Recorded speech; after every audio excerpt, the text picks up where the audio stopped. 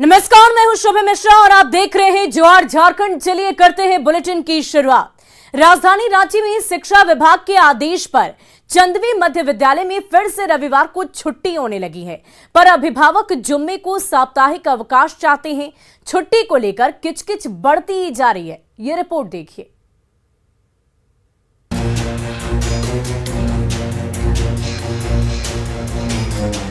चंदवी का राजकीय मध्य विद्यालय गैर उर्दू स्कूल है।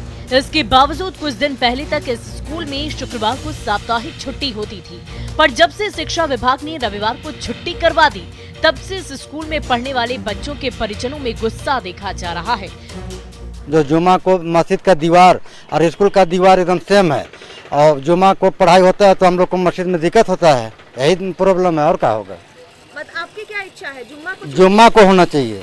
हाँ, जुम्मा को छुट्टी होना चाहिए। वजह यही है कि हम लोग का बगल में है मस्जिद, उसमें नमाज में खलल होगा, तो हम लोग चाहते हैं कि जुम्मा ही को छुट्टी रहे तो बेहतर होगा, और होना चाहिए भी। जुम्मा को हर हाल में होना चाहिए। स्कूल की दीवार के एक तरफ वो मस्जिद है जहां शुक्रवार को जुम्मे के दिन लाउडस्पीकर पर नमाज की गूंज सुनाई देती है। दूसरी ओर स्कूल जहां बच्चे तालीम हासिल करते हैं, लाउडस्पीकर से बच्चों की पढ़ाई डिस्टर्ब होती है। बच्चों की आवाज से जुम्मे की नमाज। अब सवाल है कि बच्चों की शिक्षा जरूरी है या जुम्मे की नमाज। अभिभावकों ने तो अपनी राय सुना दी, पर बच्चों से पूछिए तो वो रविवार को छुट्टी से ज्यादा खुश हैं। 2 हफ्ते हो गए, जुम्मा को छुट्टी रहते थे, अब इतवार को हो गए, संडे को। कौन सा छुट्टी आप लोग को पसंद आ रहा है, जुम्मा या संडे? हम लोग को संडे अच्छा लग रहा है। हम लोग का छुट्टी हो रहा था फ्राइडे को, और अब है संडे को। आपको कौन सा पसंद आ रहा है? हमको मतलब जब भी छुट्टी मिले हम लोग को संडे। गैर उर्दू स्कूल में शुक्रवार की छुट्टी को लेकर शिक्षा विभाग ने कड़ा रुख अख्तियार किया है।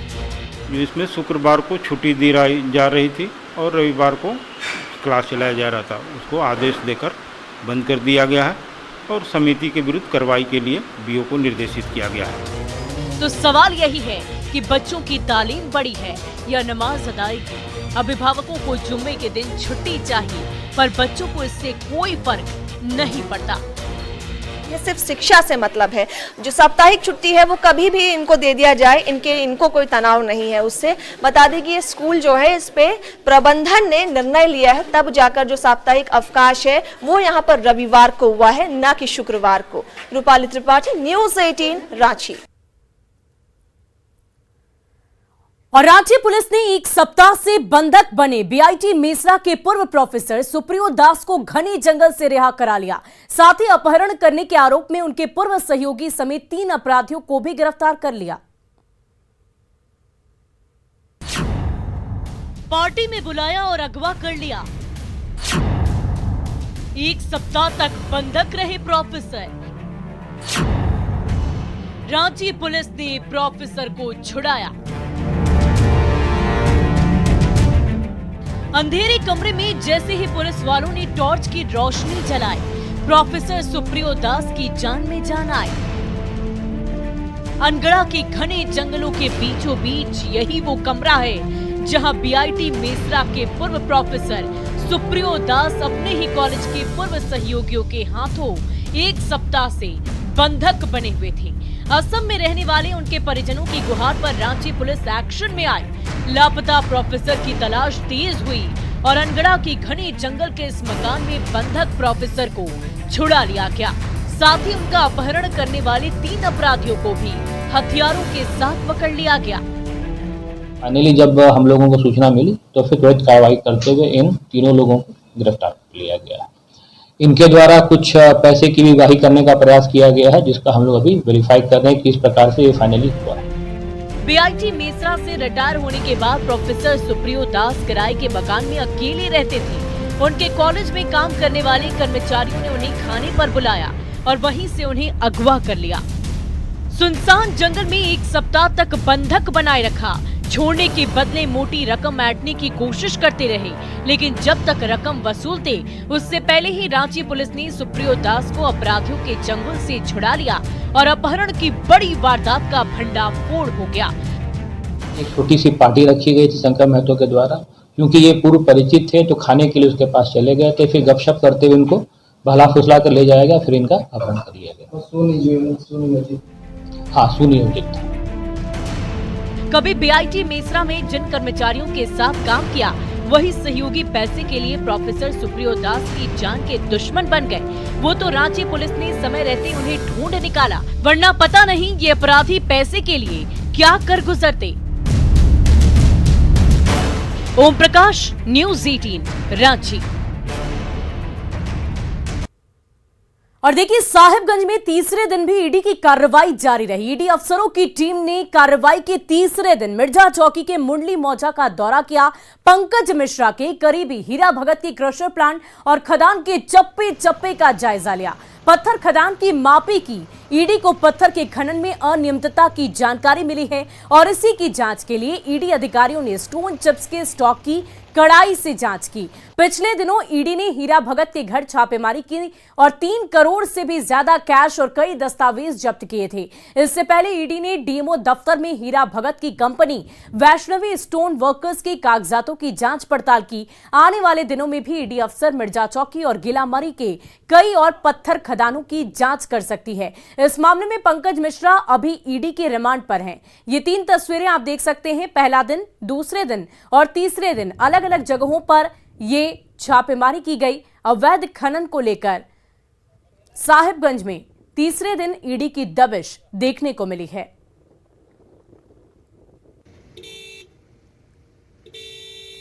और झारखंड के पूर्व मुख्यमंत्री रघुवर दास ने कहा है कि सीबीआई और ईडी की कार्रवाई से झारखंड ही नहीं पूरे देश के भ्रष्टाचारियों के बीच हड़कंप मच गया है। जमशेदपुर में उन्होंने कहा कि पीएम ने भ्रष्टाचार मुक्त देश का जो सपना देखा था, केंद्रीय जांच एजेंसियों की कार्रवाई से सच होता नजर आ रहा है। यही नहीं, सुप्रीम कोर्ट के ताजा आदेश से भी सीबीआई और ईडी को कार्रवाई करने की स्वतंत्रता मिल गई है। झारखंड ही नहीं, झारखंड, पश्चिम बंगाल सहित जहां जहां भ्रष्टाचारी लोग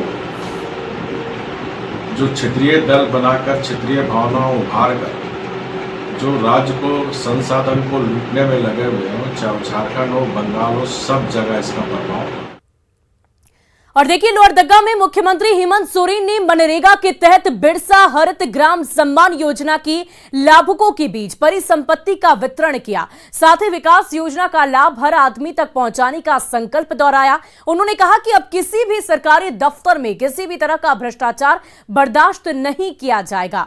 ग्रामीण बेहिचक होकर जाएं और अपना काम कराएं। किसी ने आनाकानी की तो उसके खिलाफ कड़ी से कड़ी कार्रवाई की जाएगी। आप जाइए, पहले जो दलालों के बीच के माध्यम से जाते थे, अब आपको दलाल के पास जाने की जरूरत नहीं है।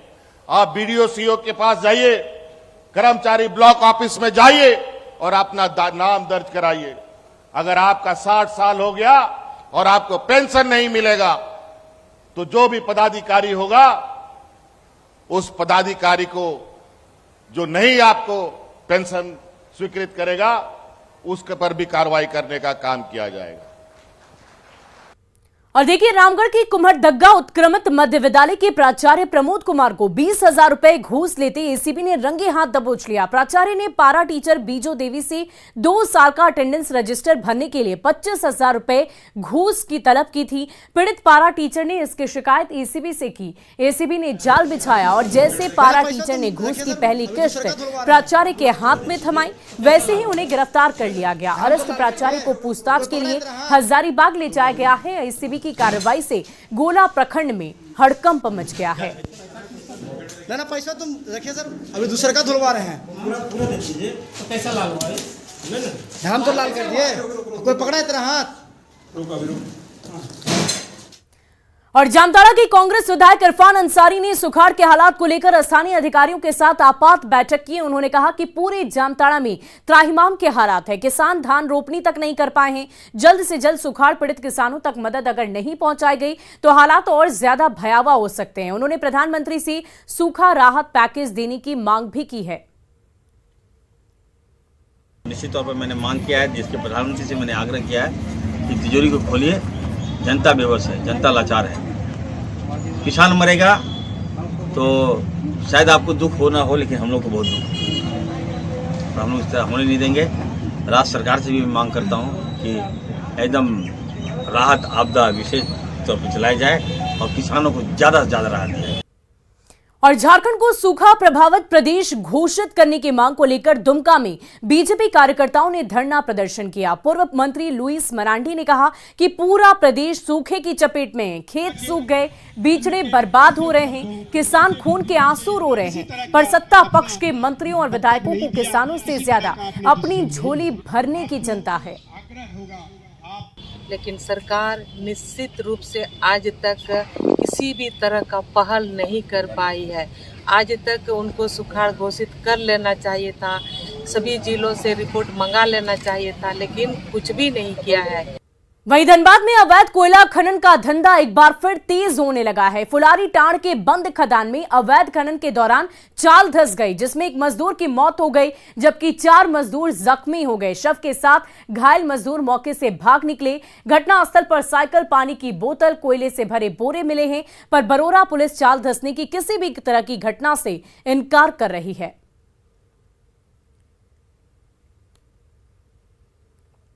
लेकिन ऐसा तो हम लोग नहीं कुछ देखे हैं ना, ऐसा सुना है। कोई बोल रहा है कि कोई युवक दब गया था, आदमी घायल। मालूम नहीं है हम लोग को। तो यहाँ सीआईएसएफ वगैरह का रहता है ड्यूटी? हाँ, देखते हैं, आते हैं सीआईएसएफ, घूमते हैं, चल जाते हैं।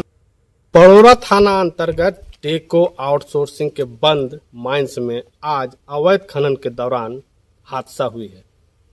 हादसे में 30 वर्षीय युवक की जान गई है, तो वहीं 3 से 4 मजदूर मलबे में दबकर घायल हुए हैं। बुधवार अहले सुबह की इस घटना में जो साथी मजदूर थे, मृतक युवक और घायल सभी मजदूरों को आनंद फानन में यहां से लेकर भाग गए। इन अवैध माइंस के जगहों पर सुरक्षा के पुख्ता इंतजाम करते हैं ताकि कोई मजदूर इस स्थान पर आकर अपनी जान गंवाते नहीं। कम से कम मजदूर इस स्थान पे आते नहीं, और अगर आते तो उनको सुरक्षा कर्मी रोक देते। लेकिन बार बार होने वाले खान दुर्घटनाओं के बावजूद ना तो बीसीसीएल प्रबंधन कोई सबक लेती है, ना ही वो गरीब मजदूर। जरूरत है उन मजदूरों को यहाँ पर आने से रोकने की, और साथ ही साथ अवैध कोयला कारोबार पर लगाम लगाने की, क्योंकि अगर इस पर लगाम नहीं लगाई जाएगी तो मौत का सिलसिला यूं ही चलता रहेगा। संजय गुप्ता, न्यूज़ 18, धनबाद।